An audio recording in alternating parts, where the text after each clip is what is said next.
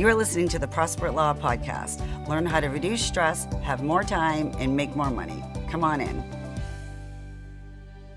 I'm Greg McCollum, and I built a 7-figure criminal defense law firm. I formed Prosperous Law to show criminal defense law firm owners who are desperate for success how to grow from under $200,000 to $1 million and beyond.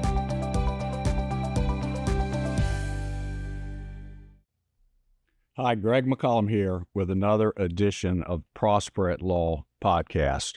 At Prosperous Law, we show criminal defense lawyers how to grow, learn, and become who they want to be, how to grow their business so that they can reduce their stress, increase their revenue, and have more free time. This is something I think all stressed out criminal defense lawyers need more of. They need some peace of mind. They need a steady stream of income and clients coming in. They need to be where they don't have to worry about whether they can pay the bills. They have to have the time management and skills and people and help so that their law firm is something that serves them. In other words, it gives them money to live on. It provides services and help to clients who desperately need it. It also gives jobs to people who are helping and caring about being in a successful criminal defense law firm so that the employees can grow and learn and make more money and help everyone. Is your law firm a successful, smoothly running business with objective goals and KPIs and markers?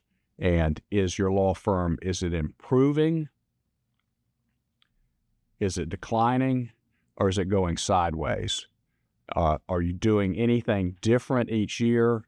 And in terms of you as a business owner, you as a person, when you look back at who you are right now versus who you were a year ago, have you grown? Have you learned? Have you become something that you value more? Are you going up or down? Are you going sideways? It's something to think about because one of my mentors said that if you're not embarrassed by who you were 5 years ago, then you're not growing. And I look back at my life and I'm certainly embarrassed about things that I didn't know, things that I did, things that I didn't do, the confusion, and wonder why it took me so long to get some help and why it took me so long to search and seek out some answers that would not only improve my life, but would improve the lives of those around me so that people that know me get some enrichment from it. I'm not just another problem in their life. I'm someone that's something that creates some value for people. And then I feel better about myself. And so in this podcast, what's the purpose of this podcast? There are many purposes for the podcast. One of them, though, is to at least share and give the information of what I went through to build a 7-figure criminal defense law firm that helps make my life better, helps make the lives of people around me better. And so the podcast is free. And I never intend to, build it up so big that I can sell sponsorships. The purpose of the podcast is not to give me an income stream, certainly not directly. I'm not here to sell ads on the podcast. I'm not here to get 1 million subscribers. That's not the reason. The podcast is not for me to figure out a way to make money doing the podcast. And there's nothing wrong with people that do podcasts. There's nothing wrong with people who do that, and that's their intention. And a lot of people told me over the years, they said, because the podcasts are very popular, that I should do a podcast for criminal law. And so I could do a podcast for criminal law, And I could talk about cases that are in the news. I could talk about the criminal law practice and those kind of things. I could talk about the trial techniques and how you cross-examine a witness and how you lay a foundation to present evidence. I could talk about all those things, but I don't want to talk about that. I don't want to teach that. I don't want to get 1 million subscribers and then make money every month and be that. That's not what I want to do. Also, I don't think the audience will ever be that big. My audience, the audience for Prosperous Law, the intention of Prosperous Law is to provide information to help people who want to make their life better and improve their criminal defense law firm so that they make a little more money, have a little less stress, figure some things out. And hopefully, it'll do that. Hopefully, there will be people that can tune in and listen when they have time, listen for free, and get the information that I'm giving, which will help them make their life just a little bit better. There are also people that may be interested in coaching, and they want to know, well, what is this coaching all about? And is that something that I'm interested in? Is that something that I should explore? And coaching is something that changed my life, and it's made my life better. It's made my life really unrecognizable from where it was before. Whereas I was stressed out, I was underpaid, I was uncertain, my life was a problem. It was just being a criminal defense lawyer was just one big stressful problem that didn't pay enough. And I see lawyers all the time, and not just criminal lawyers, but other areas where, lawyers are just, they're burned out, they're stressed out, but it doesn't have to be that way. And by sharing how I grew my law firm to a 7-figure, soon-to-be multi-7-figure law firm and beyond, I can give people information and answer questions that really there are other people that could answer it, but they're probably not doing it. So I think this gives us a unique space to be able to share this and give this information. I certainly wish that this type of podcast had existed when I first became interested in trying to find some answers about what I could do with my law firm. I did find answers from mentors and people that I coached with that are not lawyers, that don't practice law, but taught me about personal growth and breaking through terror barriers and certain things that I could do and start to do. And then I was able to do that, and I also had law firm coaching specific that was giving me the same kind of mindset, but also the nuts and bolts of it is do it like this, do it like that, don't do this. And that was invaluable. To have somebody that knows what they're talking about show me that and teach me that changed my life. And if you want to change your life, you have to change your life. You have to do something different. You have to knock on the door so the door will be opened. And sometimes you have to pound on the door, and sometimes you have to knock on the door and keep knocking on the door and keep knocking on the door. But if you do that and don't quit, eventually the door will be opened if you have that persistence. Now, in terms of the coaching, whether you should do coaching or not, some people should, some people shouldn't. It depends on where you are. A very good friend of mine who has a multi-million-dollar law practice in doing personal injury is at that age now where most of the people that I know are, if they're not retiring, they're thinking about retiring, or they're going to retire in 5 years, or they're not clear. And one of the things that I see with my good friend is that he's got this incredible, very successful law practice, and he's trying to figure out an exit strategy. Now, he would be better off if he had figured out his exit strategy when he started the law firm, or he would be better off if he had thought about his exit strategy when he was in his 50s and not his 60s. But he didn't. So now he's trying to figure that out.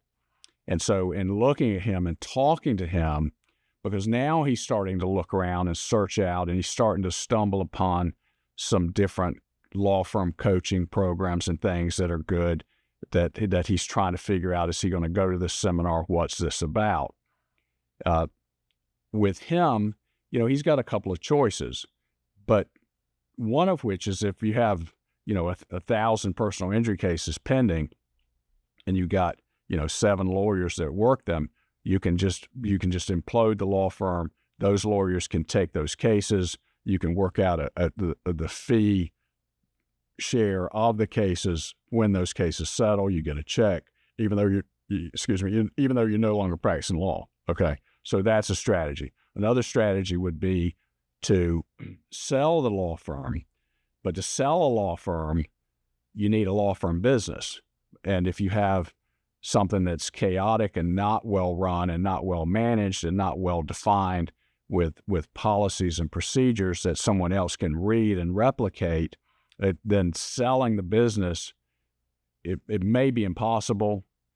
You can sell it to the people that work in it if they want to buy it and then take over like that. Or he could join a coaching program, not my coaching program, because we coach criminal defense lawyers and he's a PI lawyer. He could join a coaching program and, quote, fix everything in his law firm, turn it into a law firm business, get rid of his, D or F employees if he has any, create systems, and then have something that he could sell. And if he did that, the multiple on that would probably be pretty good, and it would be worth more. Now, should he do that? It depends on where he is in life. Does he really want to go through the pain of discipline and go through all that at this stage in his life? That may be a bad idea for him. In fact, I think, because I know him really well, I think it would be a bad idea. I don't think that at this stage in life, because he's very successful, he's made a ton of money, that he wants to grind it out that hard at this part in his life. However, the issue he has is this is his life's work. Okay? He has a brand, and he has a very successful law firm. And as I said, he made a lot of money. And so for him to just implode it and walk away from it is very difficult. It's a very difficult position that he's in, because he doesn't want it to go away. And I know that there was a lawyer in my hometown who was older, and he was ill, and he had a pretty good practice. He was in that $500,000 range, and I met with him, and he showed me his books, and he was trying to figure out a way for me to buy it from him and turn that into something that would then increase my revenues. In other words, if he's making $500,000 a year and I'm able to pay something for that, whatever that looks like, then that's an instant bump. It's like buying a business that's expanding. We couldn't get it worked out. We had a lot of discussions and things, and with him, he wasn't really ready to let it go, and then he was on his deathbed, and we talked about it, but it just never really happened. The interesting thing, though, that did happen is I had a referral agreement where, because he did criminal defense, when people called him, then they would refer those cases to me, and then we would figure that out. And the thing that I didn't know is that when he died, because it wasn't a business, it was him, everyone knew he died, okay? Even in Myrtle Beach, we have clients from out of state and referral sources because everybody comes here on vacation, and that's probably about 40% of the market here in terms of cases. It could be a little higher, but that's what it seems to be. So once he died and had his obituary, and then he had a nice funeral, and all of that stuff happened, Now, his phone number is still there for the time being. His website's still up, all that stuff. So the phone never rang again because everyone knew him that went to him, and everyone knew he had passed away and died. And so no one ever called again. There was nothing that came through. And I talked to his wife a couple times, and it was just crickets. It was over. And so if you spent your life doing this, it's very natural to think that this should have something. There should be something there. And if you haven't created a law firm business with the things that I talk about, then it's just over. And that's what most lawyers do, is when they reach the end of their life or they reach the end of their working life, they lock the door and walk out, and it's over. I don't think there's anything wrong with that. A lot of lawyers are happy to lock the door and walk out and leave all their troubles and problems behind. But that's an issue. And if you're under, say, 50 or 55, and you don't have an exit strategy and you want one, then some form of learning and coaching, it may be a good option for you. So, but the thing, look, I own a coaching program, but coaching is not for everybody because it's difficult. And the reason my plan succeeded isn't because I'm super smart and made all the right moves. It was the exact opposite. My ignorance level of what I needed to do was extremely high, and my success rate on making decisions was really low. And so mistake after mistake after mistake. And two reasons that I was able to at least reach the level of success that I've reached is that I would not quit because I was determined and I was persistent. Babe Ruth said, it's hard to beat somebody who won't quit. And I had reasons to quit, and everybody I knew told me to quit, and everybody said it won't work. Why are you putting yourself through this pain? But I would not quit. And I'm glad that I did not quit. But it's not something that everybody should go through. I had to go through personal growth. I had to go through terror barriers. I had to go through all kinds of difficulties. And I had every reason to quit. And that comes up for most people, but I just would not quit. So I've got at least partially to the other side.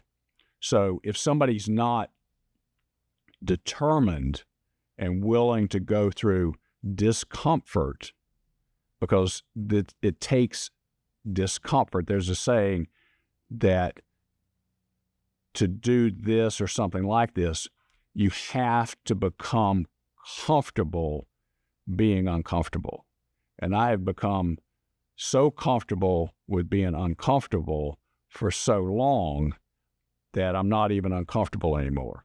I have the same things out there that used to terrify me and scare me and make me want to quit and rush to safety and comfort. But by just refusing to do that, then I get to a point to where I'm comfortable being uncomfortable. The things that used to keep me up at night don't keep me up at night. But I also got to the other side so that I have a functioning business that serves me. I have great people. I have good systems. I have a great marketing system. I've got a great bookkeeping and accounting and metrics, and it's worth it going to the other side of that. It's worth it. Was it difficult? Is it painful? Yes, it is. And it's not for everybody.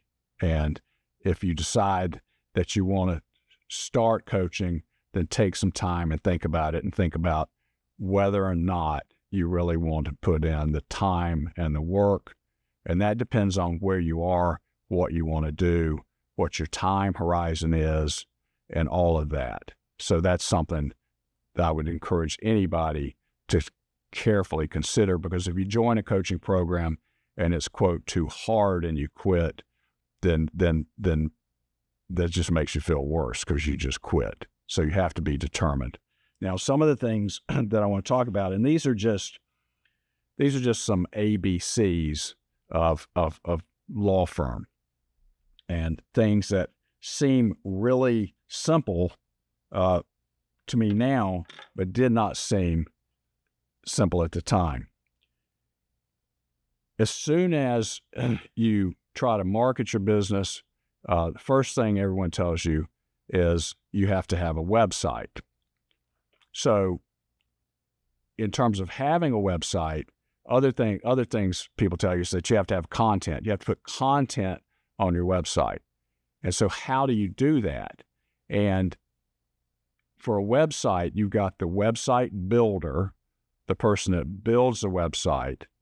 You have the website host, the company that hosts the website, and then you have the webmaster. And those are not the same things. Most website building companies, just as out of default, say, well, we'll host it for you. And if you need to add content, we can add the content for you. But honestly, most of them are aggravated when you, or at least the ones I've dealt with several, they're aggravated when you want to add content, because they made their money when they built the website. They continue to make money while they host it for you. And then in that business model, when your website needs to be updated 5 years later, then you pay them another $6,000 and they do the process all over again, and you're their lifetime client. I have someone who built the website, but they did not host it, though they tried to. I had a marketing company that was supposed to be putting out my content, and they did not build the website. They were willing and eager to build it, and they were also eager to host it. One of the reasons they want to host it is because it makes it easier for them to add the content. I have a separate company, and I'm rebuilding my website right now. It's redesigning. It's about 5 years of stuff that needs to change, and that's being done. But the person that builds the website for me right now also hosts websites, but she doesn't host mine. I have a special host that I call Kryptonite, because every time something happened and I called the person, down the street from me that was hosting it, one, it was an emergency, and maybe they were busy, and they looked at it. They were trying to find out what went wrong and why it fell down and why it went offline or why it got hacked. And they really didn't have the expertise to do that. So I have what I consider probably one of the best website hosts around that host it. And they also host big companies and companies in terms of cybersecurity. So I feel well about that. I feel good about that. And I remember I was on a ski trip in Colorado and I checked my website. I panicked because it wasn't there, or it had some gibberish on it. And so I called them. I was on West Coast, or I guess Mountain Time in Colorado.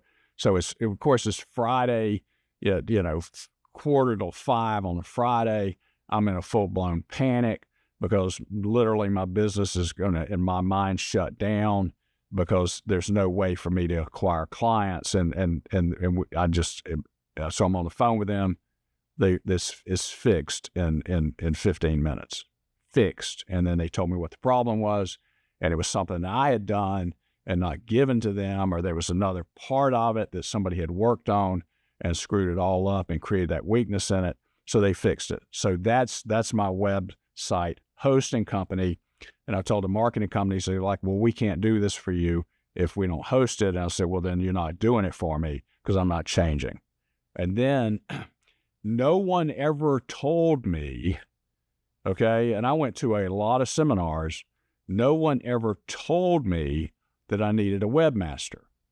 I didn't even know what that was, but the webmaster is the person that you send the content to, and they put it on your website. So you need a website host, you need the website builder to begin with, and then you need a webmaster. You need a webmaster to maintain and add content to your website, because you don't want your website to be static. You want somebody whose job as a vendor is to do that and not complain about it and to get paid for it. And it's not a big bill. It's not a lot of stuff. I may add a lot of video to it, and it's a few $100s, or I get a bill for $750, or maybe it's $1,000, but it's not. It's very manageable. It's very affordable, and it's very much worth it. The other thing is, as a criminal defense lawyer, ideally you have a brand. Your law firm brand is like Coca-Cola, so everybody knows, call you if they get arrested. The reality of it is that with criminal defense, you can drip on them to some degree, but most of the time something happened, it's traumatic. They cannot rest until they have a lawyer. They can't even get out of this discomfort until they found a solution or somebody that's going to help them. So that means you're looking at, PPC, pay-per-click Google, you're looking at LSA, local service ads, you're looking at SEO. SEO, search engine optimization, is the long game, and some people said to stop doing it, and I get that, but people tell me every day, or the people that I learn from, they've got to build a brand, but you also have to pay the bills. So the most successful law firms I know, most of these are personal injury firms, they just do both. They have their marketing plan, whether it's TV, radio, Facebook ads, billboards, all of these things. They have the ones they do. Some do multiples of those. That's to build brand. Building your brand so people know who you are is different than somebody needs a lawyer now. So somebody needs a lawyer now, they're searching online. So the strategy for now is Google pay-per-click, pay to play, as the local service ads, at least in my experience, they work. Pay-per-click works. It's expensive, but you're marketing to people who want something now. Now, also, I talk a lot about brand. I want to build up my brand. I want to be a household name. That takes time. Search engine optimization also takes time, because you can't get to number one on Google probably in less than a year. And that's if you do everything right. So that's the long game. Ideally, if you have the search engine optimization down correctly, then you live there at the top for free. And I've done a lot of that, but then Google changes the rules, and the top is no longer the top. The top is down in a third place. So everything changes, but I still believe in SEO, and there's different kinds of SEO. There's SEO for organic, there's SEO for maps. I'm a big believer in maps, but that's different than organic. But that's a different conversation. But those are the things that you need. Also, if you have a website and it's not mobile friendly, if it's not set up for mobile, if it's not set up for somebody to look at it and it makes sense without them pinching it on their phone, fix that. Fix that. I think 60% of searches, if not more, are on phones. So if you have a big, beautiful website on a big, huge computer, it's not helping. And I still, when I look up lawyers, I see them making that mistake. So those are some things, just some quick tips, things to know and look at, just helpful kind of things. So thank you for joining me. I hope this was helpful. I hope this gives you some value. I do believe that growing your law firm, it happens incrementally. You take away from something I said here, something that made sense, something that resonated with you. You learn one thing, you implement that, and that's the beginning. It looks like nothing's happening, but it is happening. Be persistent, believe in yourself, don't quit, keep going, and then when you look back at yourself a year a year later, when you look back at yourself, hopefully you will see that you're proud of yourself and that you are growing and becoming something bigger. Greg McCollum, Prosper at Law Podcast. Thank you for joining me. See you next time. If you want to know more, go to prosperatlaw.com. We show criminal defense law firm owners how to reduce stress, have more free time, and make more money. Thanks for listening.